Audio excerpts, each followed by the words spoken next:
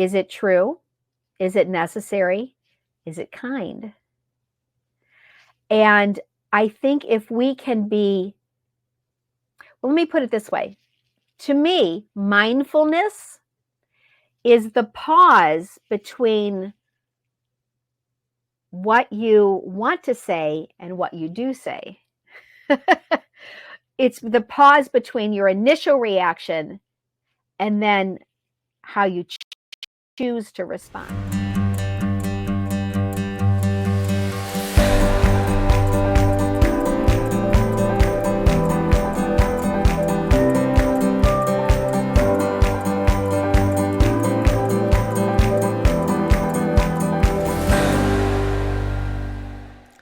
Anne Marichek is an accomplished musician, teacher, and author. She was tasked with cleaning out her parents' home of 56 years. In doing so, she connected with childhood mementos and all the memories they brought, both good and not so good. And for Anne, it opened the door to healing her inner child. Her book, Unpacking the Attic, is a book for every one of us. It's about looking at our childhood through adult eyes and choosing understanding and forgiveness. Anne, welcome to Bump in the Road. If you would, tell us your story. Hi, Pat. I'm thrilled to be here. I had a very profound experience when my parents announced they were moving into an assisted living apartment in 2 weeks. That's how much notice they gave me. And they asked me to empty their home and prepare it for resale. They thought I could do this in that 2 week period. Well, a little bit of an unrealistic expectation. This was a 3-story, 6,000 square foot home with 56 years full of accumulated everything. Oh my God. So, needless to say, this was, well, it took long enough to write a book. So, in the process, though, of helping my parents with this daunting task, I began to see items from my childhood being carried out of literally their attic for the last time, either to be donated or gifted or recycled. And it was as if the items from my childhood had an embodied energetic all of their own that was washing over me. And they were triggering suppressed childhood memories and traumas that I had long forgotten. And, honestly, it became close to a near death experience, but without the dying part, which was darn convenient. But it really brought my life into review and pointed out to me that I was still replaying a lot of negative self doubts, feelings of unworthiness, of being unloved, um, and some real negative self imaging that these childhood experiences had programmed into me. And it was calling into mind relationships within the family that were truly broken and needed to be healed. And it took me on a journey. And I began writing, just for my own healing purposes, a journal. And I began recording all of these memories as they resurfaced.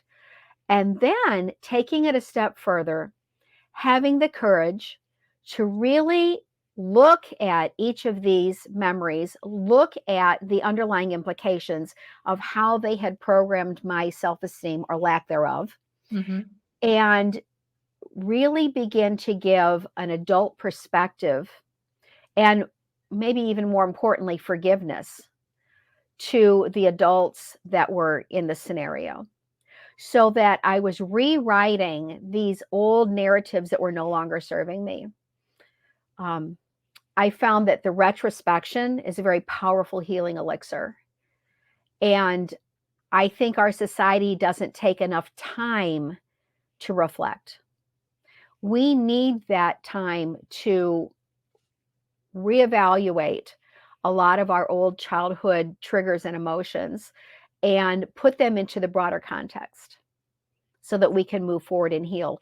Sometimes you just have to look back in order to be free to move forward. Oh, I think so too. And you can look back now with that adult perspective. which Right. is a much more multidimensional, forgiving perspective than what you experienced as a child. Oh, absolutely. Um, it was interesting. I hired help to empty the house because it was just, even though I was there all day long every day for like months trying to work and unpack things and give things away, it was still just too much for one person. And this company had college hunks that came in and and helped me move the big items out and so forth. And on the very first day of having this moving company come in, one of these big strapping young guys came up to me and said, "Miss Ann, it's Corey." I'm thinking, I don't remember a Corey. And he's like, "You taught me piano when I was 7." And this big grin on his face. Well, he changed quite a bit. But, in that moment, I got this flash of seeing this little 7-year-old freckled boy with his little turned up nose trying to find the melody in that piano somewhere. And it triggered this ability to see the child within me as well. And I think that was the moment when each of the items that was being brought out of the house began to help me see and relive a lot of these childhood experiences that I had suppressed. I had long blocked and forgotten. So it's a journey, it's a healing process, and I think it's so valuable. As children, we're all little narcissists, right? It's part of survival. We think that we're the causation of everything. That's so true. hmm it's just part of the landscape of childhood. But so oftentimes, I'd say 99% of the time, it's not the child who is responsible or at fault for the circumstances they find themselves in. There is really a web of complex adult dynamics going on around them that they can't comprehend. And so, therefore, they interpret everything as, I'm a bad child.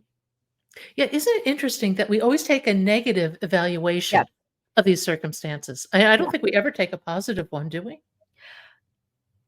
Well, I did draw on a lot of inspiration um, from childhood memories as well. I think actually it was probably a 50-50. It was equal.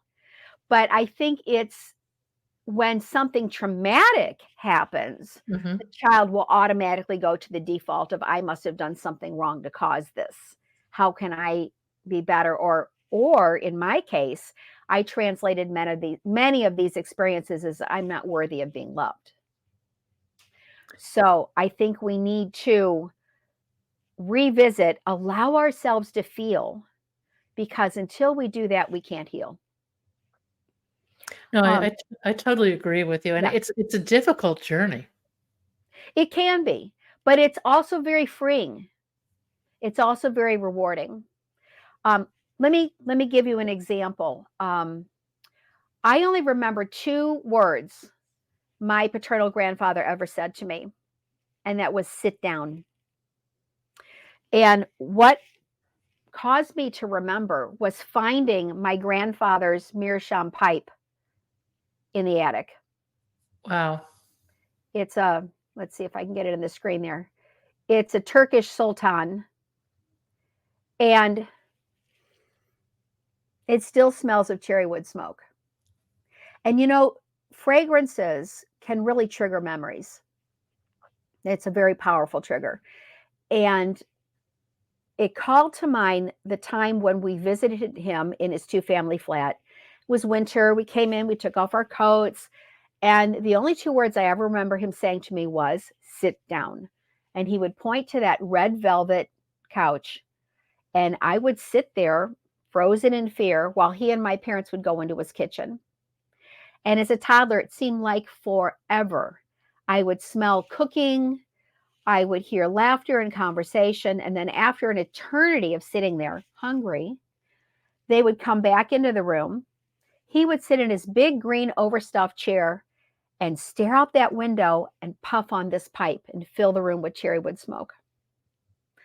Now, all I ever wanted to do was sit in his lap, and he wouldn't even look at me.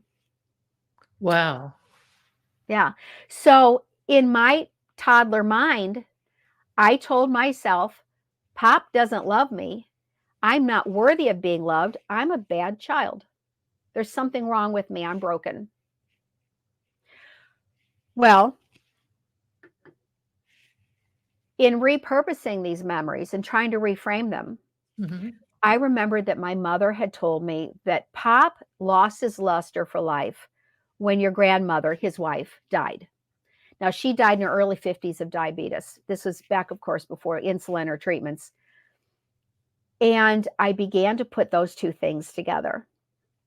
And I realized Pop was still in deep grief. He had no room in his heart for a toddler. So it really wasn't that I was a bad child, it was that he was incapable of letting me in. So reframing and giving some compassion and understanding to him really changed the narrative for me. And then I took it a step further. I wanted to heal from this process, and I wanted to try to heal this broken relationship that I'd always had with him. I tried to fix that relationship my whole life. I kept thinking, well, maybe when I get older, maybe he just doesn't like children. Maybe when I get older, we'll start to have a relationship and we can talk and connect. And I've always been a piano teacher. I used to take students to his nursing home to perform Christmas carols, hoping that him there and seeing me and having the kids perform and everything, we could finally have a conversation, right? He would leave the performance before it was over and go back in his room and shut the door and wouldn't come out and talk to me. Why do you think he did that? All I can think is that for some reason, he associated me with his loss. And now I was an infant when grandma died. I don't remember any of the circumstances surrounding that, but that's the only thing I could figure out was that perhaps there was some kind of emotional association between when I was born and when she died. You They would must have expect been the adult connected in some way. you would hope So, that the adult in the room would step up, but there's been a real yeah, change between generations. yeah. I mean, our parents and our grandparents we're around the same age. Our parents and Mhm, grandparents' mhm. generations were really emotionally unaware. Yes, very much so. Very shut down. And, I began to remember a trip my husband and I took to China. Now, stay with me. You'll Okay. see why China is important. And we were walking through these alleyways in Beijing, and there were vendors that had tables set up with what looked to me like stacks and stacks of paper dolls. They had pictures of new houses and pictures of cars and pictures of clothes and washers and dryers and all kinds of random stuff. And I asked our tour guide, I said, is this for children to play with? And he was like, oh no, families buy these for their deceased. He said, in our religion, we believe that when you pray with intent on an image of an item, excuse me, and then burn, light that item, that the smoke will rise to the spirit world and rematerialize as that item in the spirit world for the intended deceased. So they were gifting their relatives. Okay, Wow. interesting concept. Apparently, the vendors of Beijing have made an entire industry of this. But, I thought, I'm going to write Pop a letter, even though he'd been gone for decades. And at first, all I wanted to write down was how mad I was. I wanted to yell at him. I wanted to demand an apology, right? But as I meditated and I prayed over all of these facets, okay, all of this complexity, I ended up writing, I'm sorry you were broken. Oh, And we both deserved so much more. You missed out on one of life's greatest joys, and that is to laugh with your grandchild. But I understand and I forgive you. And I put that letter in a green ceramic bowl to represent his green overstuffed chair he used to sit in, and I lit it. And as that smoke rose, I had a flood of goosebumps and spirit and this feeling of compassion and unconditional love for Pop that I had never felt. I had always felt anger and resentment. And it was completely freeing. It released all of that old scenario that I am not worthy of being loved, that I'm rejected. And I think rejection is something that everyone has to deal with at some point in their life. Absolutely. We're all human. That's a universal hurt, right? And it transformed me. Now, did Pop read my letter in the spirit world? Well, who knows, right? But it allowed me to repurpose and reframe that whole memory so that now I am not triggered with that emotional rejection and hurt. Now I can have some distance between the emotion and the understanding of the situation and react to it with compassion toward the other people that were in that scenario. Actually, there are a number of cultures that use burning a Mhm. letter or an intent as a way of releasing it. And Yeah. it's far more powerful than you would ever imagine. I just did it on a whim. I thought, well, this kind of going to be kind of fun. Oh my goodness.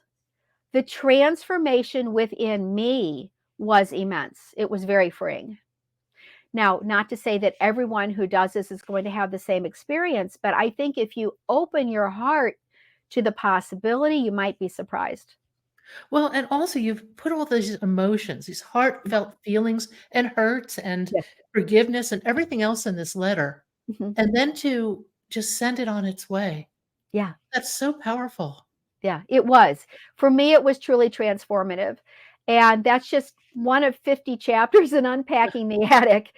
That each chapter is a story that helps us to all relate to, I think, universally felt childhood traumas and emotions. We all feel rejection. We all probably have moments of abandonment. Mhm. We all experience humiliation Mhm. from peers mostly. We all have a sense of injustice. We know when we've been unjustly wronged. We have an innate internal sense of that. And we all experience betrayal. And even though the specifics of your life details will be different, those same 5 underlying traumas will be there. And so going on this healing journey and exploring each of those, I think is very valuable. No, you're absolutely spot on about the commonalities in our experiences. Mhm. I see that in the podcast. I have the 30,000-foot view, and Yeah, there are absolutely common traits, common experiences that sure. come up again and again in totally different stories. Yeah, because we're all experiencing a, a human experience, right? Mhm. And so within that framework, I think there's always going to be these commonalities. Um, One of the things too that I'd like to point out is, we were talking about the negative, but also the positive, the inspiration. Um, there have been many times in my life I've had really traumatic injuries, life-threatening traumatic injuries that I've had to push through the pain because there was no other option. And when I was 16, I'd had my driver's license for 2 weeks, and I was in a horrific car crash. My algebra teacher rear-ended my car at such a speed that it broke my neck. And this was in 1972, I believe. It was before headrests were in cars. Mhm. So that hit from behind through Mm. my neck back so hard that it actually smashed the top vertebrae, the atlas. So to this day, I have no actual physical connection between my skull and my spinal column. It was smashed so badly it dissolved. Um, Very traumatic injury. They wanted to operate and put a metal rod down my spine and Mhm. to bolt my head into a halo to completely immobilize me. So I would have spent from 16 on like Robo Woman, right? Not an option. And I told my parents, if you force me to do this surgery, I will kill myself. I am not going to live from 16 on in that state. I'm either going to heal or I'm not. But that surgery is not an option. And miraculously, they relented and they let me go a different alternative healing path. And I went to the chiropractor every single day. I still go, not every day now, but I go still go once a week to keep things in place and aligned and to deal with the swelling and so forth and let it heal naturally. Well, One of the themes that comes out of your book so strongly uh-huh, is your own personal perseverance. yeah. What do you think it is within you that allows you to take charge and not get mired in this woe is me victim mentality? I think it's an innate understanding of the creative flow. I've always been a composer. I've always been a musician. My bachelor's and master's degree are both in music composition. And I've always had an ability to tap into what I call the divine creator, the universe, whatever your word, God, whatever your word is. But I seem to be able to channel this flow of creativity. And I've always had the sense that I was here as a conduit. I was here to give. And that goes for the writing of Unpacking the Attic, as well as my music compositions, as well as my YouTube channel. It's it's always been my innate soul's purpose, knowing that I was here to give. And so I always interpreted any challenge like that as, if I can go through this and come out the other side with an understanding and a compassion of what it's like to go through a painful, traumatic experience, I can then use that as a well of resource to help others. And I think that's truly having my eye on that horizon of knowing that there's a way through, and trusting and believing in the power of your body's own innate ability to heal itself, and your power of your spirit to tap into that universal creative source, I think is what always made me feel like I wasn't alone, that I was able to go through this dark path and come out the other side. I always focused on the light on the other side. I knew there would be another race to run. I knew that I would have more to give. I remember laying in bed with a cervical collar on my around my neck and just liquid fire of pain going through my body, and remembering my turtle from my grade school. So there's a chapter entitled, "Did I tell you about the turtle?" And we draw on inspiration on all kinds of interesting places. But in my grade school, the last day of school was always the school picnic. And they'd march us down this neighborhood street to this little Bernie park. And there were swings and so forth. But the big culminating event of the year was the turtle race. So every child at the school, it was our fervent desire to find a turtle before the last day of school. Well, my neighbor's dog seemed to understand this urgency, and the poor things would come home in his slobbery mouth, all froze shut in fear. And we would paint our little racing numbers on their backs with the fingernail polish color of our choice. But this one year, I didn't get a turtle from the neighbor dog, and I was just devastated. And Dad came home with a turtle in a box in the trunk of his car. The poor thing had been hit by a car and left to die. And its shell was cracked, and it actually had maggots eating on it on the inside. Poor dear. And we began to soak it in warm Epsom salts waters and hold it up, and the salt would make the maggots let go. And we were giving him droppers full of water and mealworms and liver pate and cherry tomatoes. He had quite the gourmet menu. And that turtle began to thrive and heal. And seeing, with exercise and good nutrition and time and patience, seeing his shell mend, seeing him completely heal, seeing him come out to play with us. He would try to swim in the water and he would be bright eyed and happy. And then at the school picnic, I had the only resurrected turtle in the whole school. And he would have won that race had he remembered which direction the finish line was in. He took off over there, but he was definitely the fastest runner. But I kept telling myself, remember the turtle.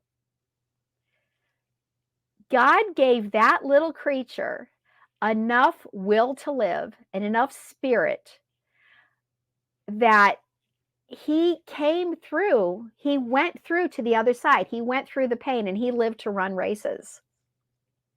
And I thought, if the turtle has the perseverance and the strength to do that, by golly, I do too. You're an extremely creative person. Do you think creative people are a little more in touch with their inner child? I'd like to think so. I'd like to think so. I always feel like the creative adult is the child within that survived.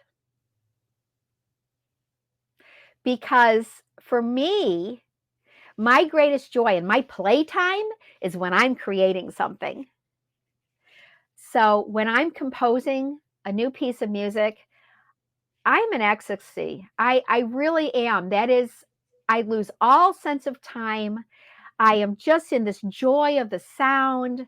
I'm letting the emotion that I want to communicate through that music pour through me, and as my fingers play on the piano keys, the music just flows out.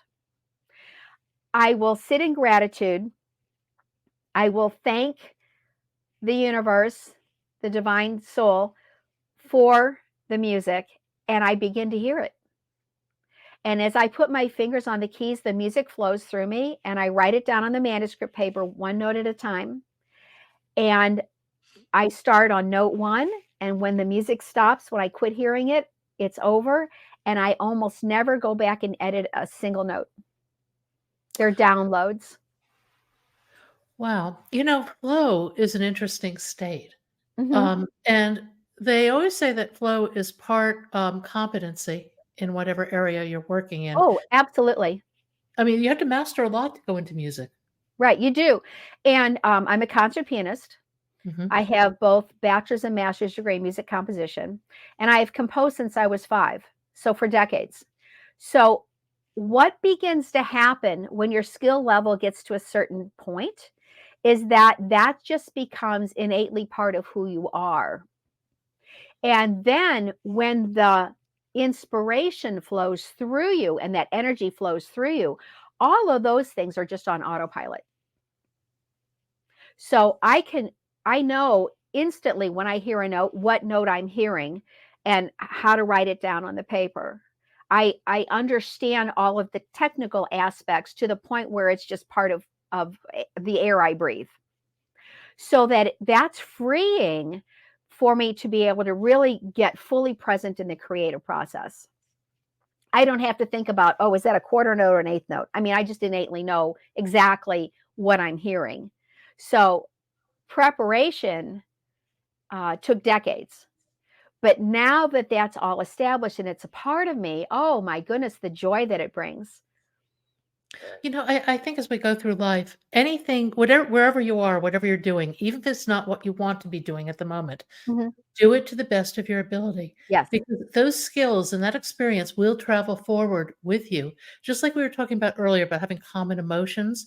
Well, Yes. these skills, as you go through different stages and different jobs, have a lot of common elements. And as long as you are present Mm-hmm. and doing what you're supposed to be doing, somewhere out ahead of you, there's a surprising way that all these things connect. Right. And I don't think there's any coincidences. I think serendipitous things happen in a way that prepare you for life's later challenges and pleasures. So, even if it's a job that, like you said, that you don't see the relevance of it now, we don't have hindsight looking forward, only looking back, right? I mean, Absolutely. you can't connect the dots until you've been through it, and then you can look back and say, oh, okay, I see how that all goes together now. Though I think as you're moving forward, the best thing you can do is be true to yourself. Oh, And yes, you wrote in absolutely. your book, this is a line I just love. The only one in life I want to impress for the rest of my life is my inner child. Yes. Yeah, trying to impress anyone else is just exhausting. But, I do check in. I'll ask myself, was I fully present? Did I make a safe space for others today? Did I love unconditionally today? How am I doing, right? With the things that matter. Um, was I kind? One of my favorite quotes that I did put it in the book is from the Sufi poet Rami. Mhm. It says, let your words pass through three gates. Is it true? Is it necessary? Is it kind? And I think if we can be, well, let me put it this way.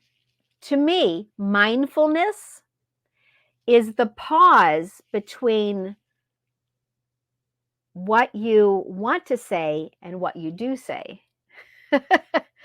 It's the pause between your initial reaction and then how you choose to respond. You Absolutely. you need that time to say, okay, I'm being triggered. I want to respond in anger, but is that really going to be the best purpose? Is that going to serve me in this circumstance? Is that going to hurt the other person? You need to step back and evaluate instead of just always being reactionary. I think so many people are in this fight and flight stress Mhm. response all the time. We need to learn to take a deep breath and ground ourselves and be centered and then choose how we're going to respond rather than just reacting in the moment. That initial first reaction is 99% of the time not going to be your best friend. It's not going to service you well. Well, having choice goes to simply being conscious. Yes. Right, being present. Yes. Yes, exactly. I agree And and it's completely. interesting. I found for in my life, one of the things that's real there are a number of things that have reinforced that sense of that gap, Mhm. as you say, that's so true. It's as if time just slows and extends, Yeah, and you have the ability to sculpt what happens in the next moment to the you degree do. that you can with your response. Yeah. And, there are a number of places I've experienced that, but Mhm. certainly meditation has really reinforced it. Oh, definitely. And a lot of unpacking the attic, a lot of the ability to reframe a Mhm, lot of those experiences w- came to me through meditating on the memory and on the underlying emotion. For example, when I was little, I always had a profound sense of being treated unjustly by my extended family. Um, what pointed it out more than anything was Christmas Eve. We used to celebrate with the entire extended family at my father's older sister's house, my older aunt's house. mhm, Now, I was generationally in the gap. My my father's older sister, my older aunt, she had 5 children that were decades older than me and were having their own babies. Then there was me, and then there were infants being born to my father's younger sister. Okay, so I was an only child with no cousins generationally anywhere near me. So that was problematic in and of itself. But then when we would go to Auntie's house, everyone was in their own little peer group, and I was always left out. So I was in this swirl of chaotic activity with 50 people in the house by myself. And the dreaded time of the evening was what everyone else looked forward to. We would all go to the other side of the living room, and she had a Christmas tree set up with presents literally wrapped and stacked out to the middle of the room. And all of the cousins would squeal and scream and pile onto it, and paper was flying. I would walk to the back of the room and sit on a bar stool and study the painting of the flamingo dancer she'd brought back from Spain and contemplate on someday I will travel and bring back art for my own walls of my future because there was never a present with my name on it. You're kidding. No. Now, mind you, this isn't about getting presents, right? Sure. This is It's about about being seen.